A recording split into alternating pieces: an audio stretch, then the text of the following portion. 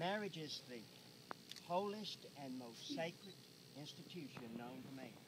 It was founded by God and sanctioned by Jesus Christ, the perfect one. God looked upon man's lonely state and made woman to be a companion to him, to rejoice with him in his successes, to comfort him in his sorrows, to stand shoulder to shoulder with him in life's pathway. They twain become one flesh. A woman and man approaching the throne of grace to pledge their faith, take upon themselves the building of a home.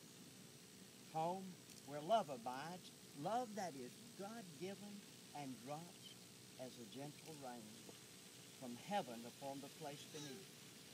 Love suffereth long in its time. Love comes unbidden and lasts as long as life itself. Love spends itself in service with no thought of recompense, save the joy of serving the beloved. Home, their honor comes to dwell, and their truth and purity walk in hand. Their peace spread abroad its protecting wings, and their contentment reigns supreme. Their hurt minds may retire from the bewilderments and confusion to meditate and gather strength for a new day. Their true hospitality extends its gracious hand, and there the poor and needy find comfort. Their loyalty abides, and their prayer binds with golden chains all within its gates. The storms of life will come. Breakers will roar, and billows will wash over the home, but if it's built upon Christian principles, it will endure. The Bible teaches that marriage is to be a permanent relationship of one man, one woman, freely and totally committed to each other as companions for life. The Bible teaches that the home is to be built upon the virtue that's best portrayed in the 13th chapter of Paul's letter. And I want to read those scriptures. Love is patient and kind. Love is not jealous or boastful. It is not arrogant or rude. Love does not insist on its own way. It is not irritable or resentful. It does not rejoice at wrong, but rejoices in the right. Love bears all things, believes all things, hopes all things, endures all things. Love never ends. So faith, hope, and love, these three, but the greatest of these is love. Marriage is a companionship which involves mutual commitment and responsibility. You are to share alike in the responsibilities and the joys of life. When a companion shares a sorrow, the sorrow is halved, but when you share a joy, the joy is doubled. You are encouraged to dedicate your home to your Creator. Take His Word, the Bible, for your guide, and give loyal devotion to His church. Thus uniting the mutual strengths of these two most important institutions. Living your lives as His willing servants, and through happiness will be your temple and eternal reward.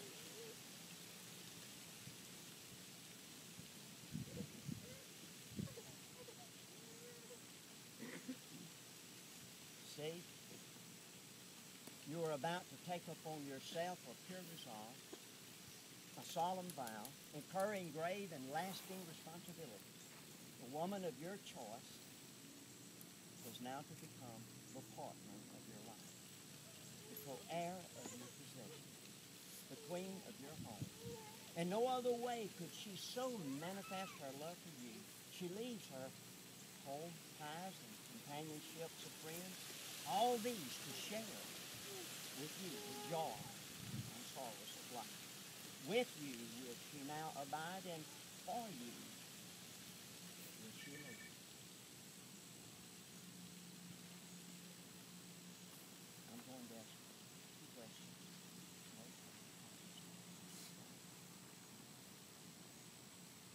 Steve, do you take Courtney, whose hand you now hold, to be your lawful and wedded wife, And do you solemnly promise before God and your friends as witnesses that you will love, honor, and cherish her, forsaking all others, so long as you both shall live? Courtney, you are about to assume grave responsibilities. To whom you are about to wed will look to you for solace in the hour of trial. Your smile should be his brightest day, your voice his sweetest music, your skills his greatest wealth, your management his safest steward, your lips his faithful counselor, and your prayers his most able advocate at heaven's court. Courtney, do you take Steve, whose hand now you hold, to be your lawful and wedded husband? Do you solemnly promise before God as your friends as witnesses that you will love him and honor and cherish him, forsaking all others, so long as you both shall live?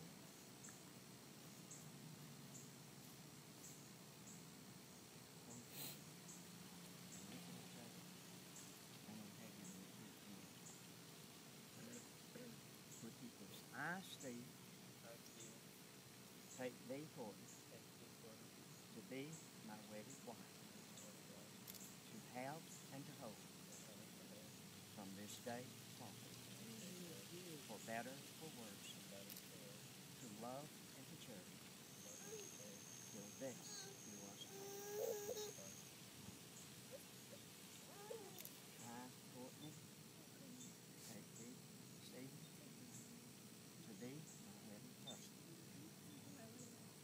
to have and to hold from this day forward, for better, for worse, for richer, for poor, in sickness and in health, to love and to cherish, till death do us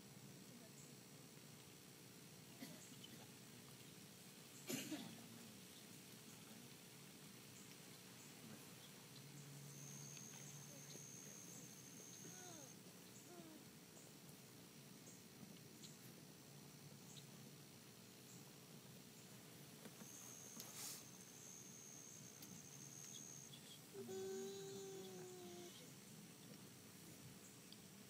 The wedding ring is a symbol of marriage in at least two ways. The purity of gold symbolizes the purity of your love for each other. And the unending circle symbolizes the unending vows that you're taking, which may be broken honorably in the sight of God only by death. So as a token of your vows, you will give and receive the ring.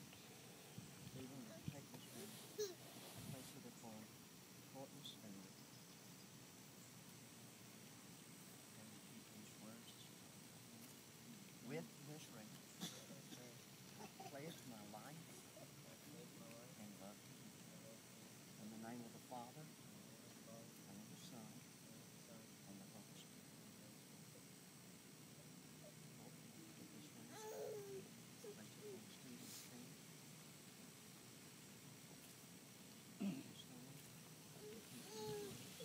With this ring, I pledge my love and life to you. In the name of the Father, and of the Son,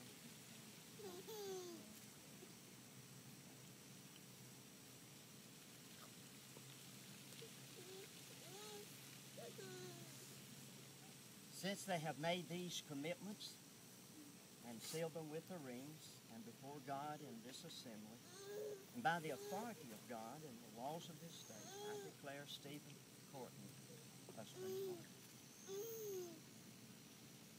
Stephen Courtney, you are no longer two independent persons, but one. What God hath joined together, let no man put asunder. And now you've entered upon a new life. A new day hath dawned upon you both.